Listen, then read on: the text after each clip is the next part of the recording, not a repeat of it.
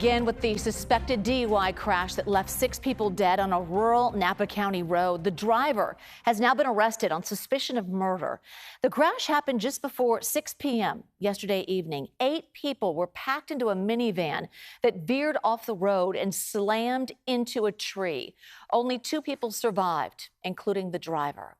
Now, this was in Pope Valley, a tiny unincorporated community about 7 miles north of St. Helena. The minivan had been traveling along Pope Valley Road when it crashed near Pope Valley Union Elementary School.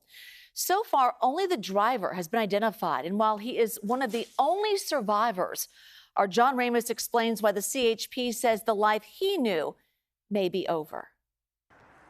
The narrow rural roads in northern Napa County can be treacherous under any circumstances, but add alcohol to the mix, and you have the makings of a real tragedy.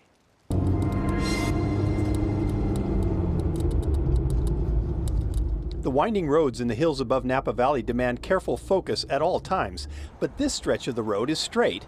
So why, on Sunday night, did a van full of people slam head-on into this tree? We're still trying to figure out what happened. What we know so far is just before 6 o'clock last night, our Napa area office received a call of a solo vehicle off the roadway on Pope Valley Road. Napa County Sheriff's deputies were the first to arrive on scene.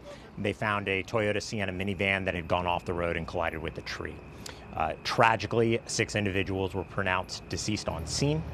2 other individuals were transported to a local hospital for treatment. It was one of the deadliest single-vehicle accidents in Napa's history, but the CHP believes they know the reason for it. The driver, a 53-year-old Stockton man identified as Norberto Serralino, was determined by officers at the hospital to be under the influence of alcohol. The fact that 6 people were killed in this crash is a horrible tragedy, but it's made even worse by the fact that this was caused by an individual who chose to drive while under the influence of alcohol. As a result, Serralino has been arrested for murder. The CHP says it cannot talk about people's past records, but there is a provision under law known as Watson murder. When an individual is arrested for a DUI, they are informed about the deadly threat of driving under the influence. If they do it again and someone is killed, it is considered implied malice, making the crime second-degree murder. We talk about the importance of designating sober drivers, of not driving impaired, and this is the reason why we do that. But there is still a mystery to be solved. None of the 7 passengers in the minivan were carrying any form of ID, so the coroner's office must now try to determine who they were. Pope Valley is wine country, and some in town speculated that they may have been vineyard workers. Still, James Celadon didn't seem shocked by the deadly crash. So when the word went out on this, what was the feeling? Again, another one. Just a half-mile down the road is another makeshift memorial, this time for a young child who was killed just 3 weeks ago.